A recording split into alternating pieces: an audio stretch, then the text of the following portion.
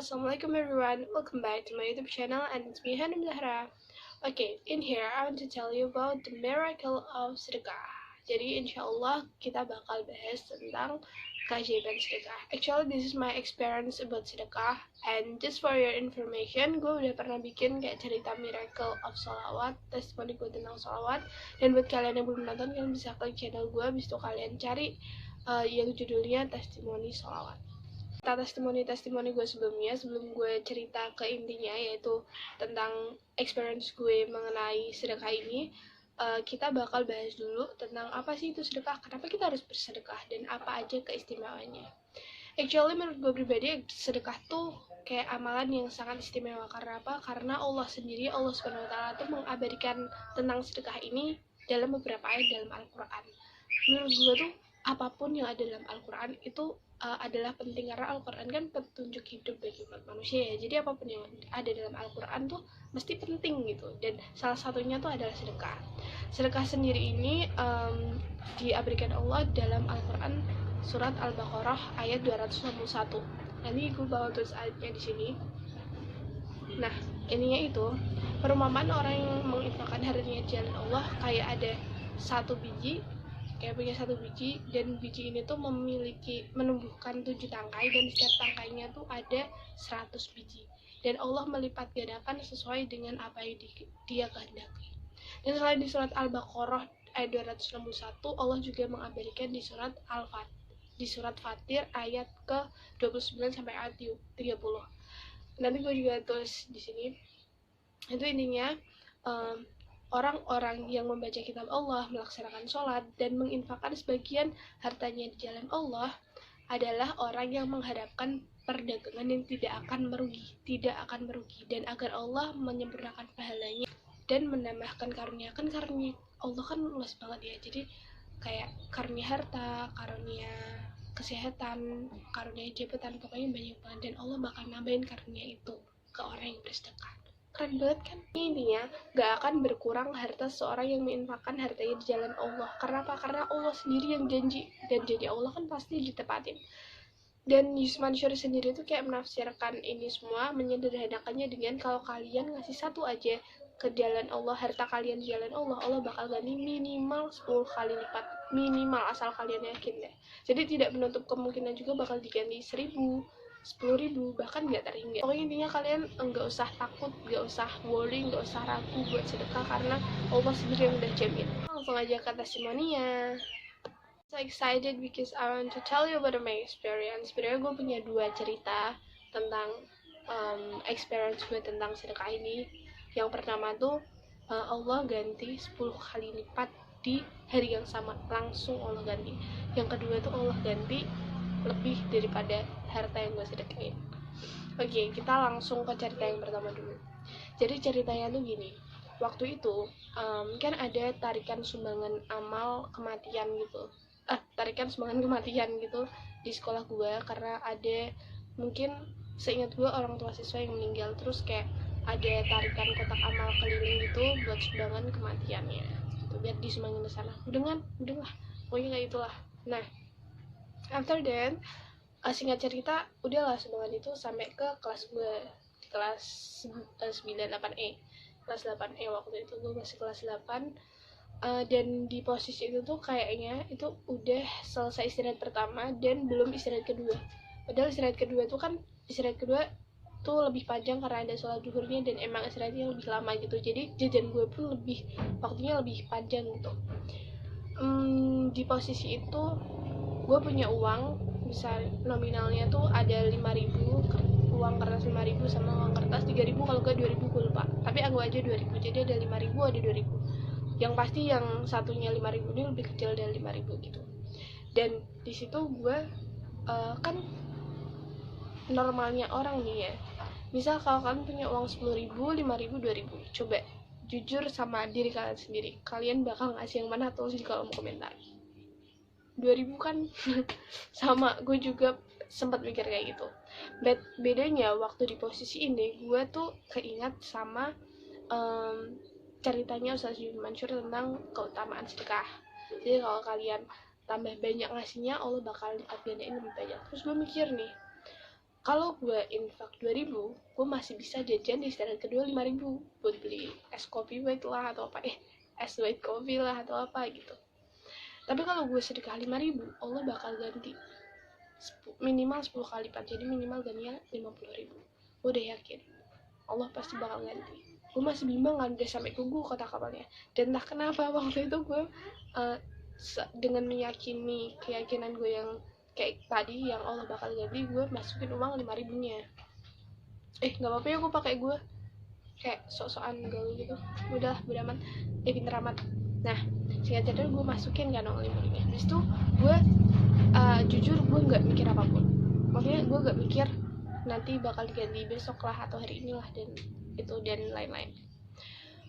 Singkat cerita, waktu istirahat kedua pun usai, sekolah usai dan gak ada kejadian aneh-aneh. Gue tetap gak jajan waktu istirahat kedua, seingat gue. Habis itu gue pulang juga biasa lewat jalan rute ke halte gitu kan, gue naik BRT ya kalau pulang, jalan ke halte. Tapi waktu gue jalan nih, ada temen gue ngelambing tangan kayak hei gitu, terus gue jawab hei gitu kan, biasa kan.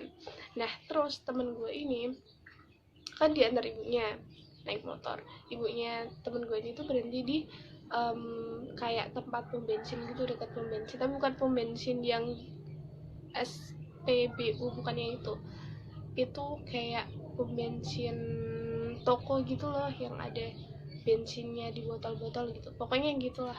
Terus dia berhenti di dekat situ dan itu juga rute gue juga, jadi gue biasanya ngelewatin situ. Gue nggak mikir apa-apa kan, karena bisa aja dia mau ngisi bensin, it's normally.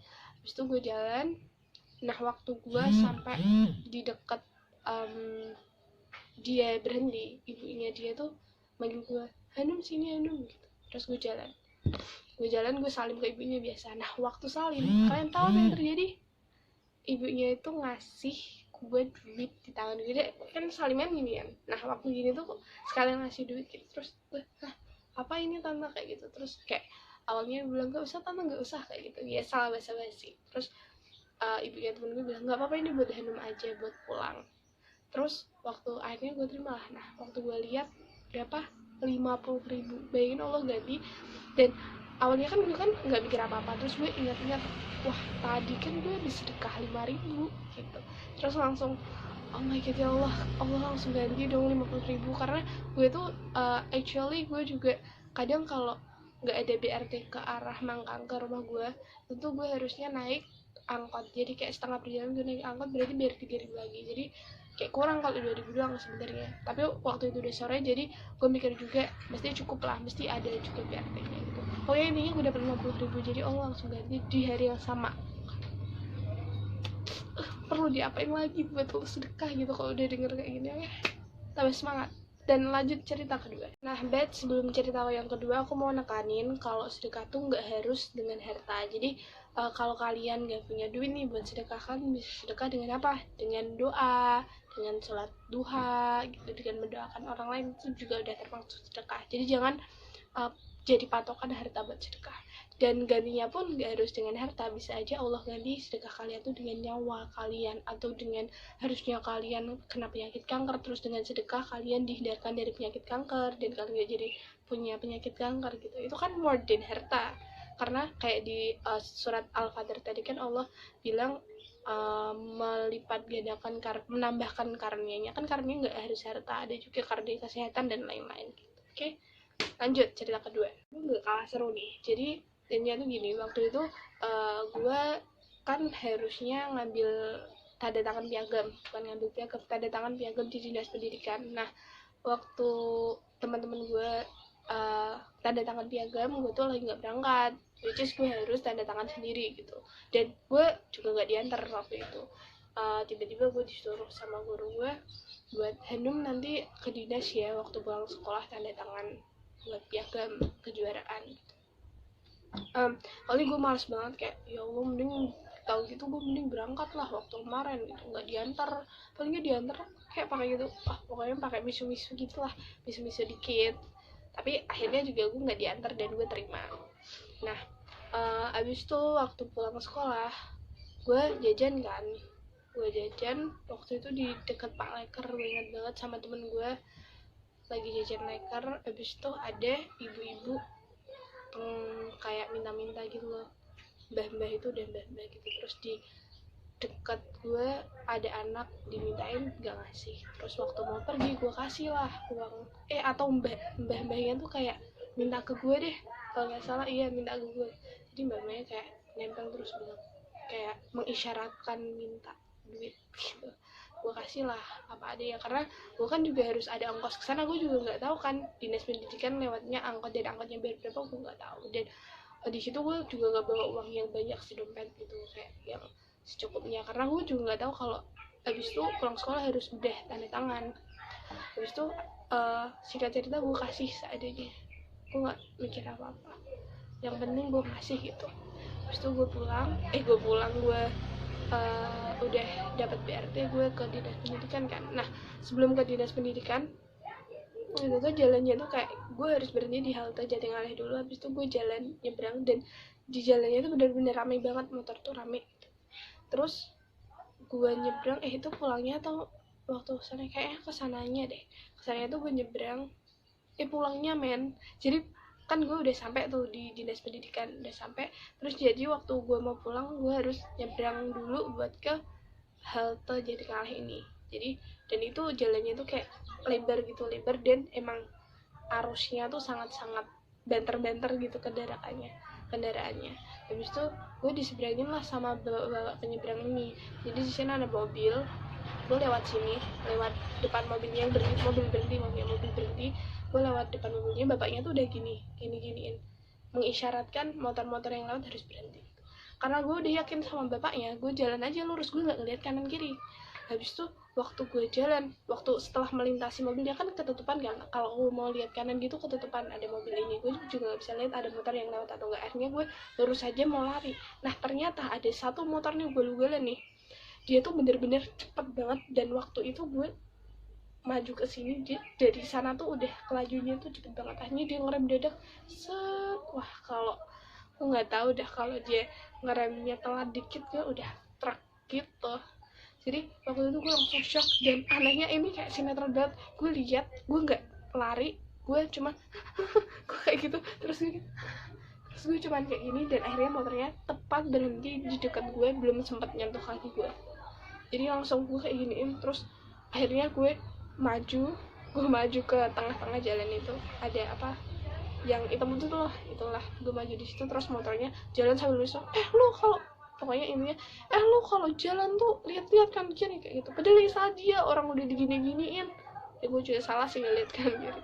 Dia kayak gue diselamatin, dan akhirnya gue ingat kalau gue barusan sedekahkan nenek-nenek itu. Jadi mungkin sedekahnya nggak diganti dengan harta, tapi harusnya waktu itu gue kecelakaan mungkin ya. Akhirnya digantilah sedekah gue yang nggak seberapa itu dengan kesempatan buat hidup lagi normal, nggak sakit, nggak kecelakaan. Masya Allah banget. Habis itu gue sempet nangis dong, kayak ya Allah engkau masih kasih hidup, dan aku nggak tahu nanti sebenarnya kalau aku udah ketabrak aku masih bisa hidup atau enggak, karena aku nggak tahu. Terus aku nangis di sana, apa ya Allah, astagfirullahaladzim, aku speechless banget waktu itu. Gitu deh cerita dari gue, semoga bisa bermanfaat. Maaf ya kalau kalian ada yang tersinggung gue pakai kata gue, karena kesana nonton Wirda nih gue. Kalau kalian punya testimoni sholawat atau testimoni apapun, kalian bisa DM gue di IG gue @hanumaszat. Oke, di abis itu insyaallah gue baca. Kalau kalian berkenan gue jadiin konten. Tetap di rumah aja, stay at home, nggak usah deh kalian ngopi-ngopi. Kalau corona udah kelar kan kalian bisa nongkrong semau kalian, dan jadiin waktu yang Allah kasih ini buat tambah mendekatkan diri kepada Allah, perbanyak sholawatnya. Ini reminder buat gue juga, perbanyak baca Qurannya, jangan lupa zikir pagi petang dibiasain. Subscribe channel ini kalau kalian suka, dan forget to like, comment, share, and subscribe. Bye, assalamualaikum.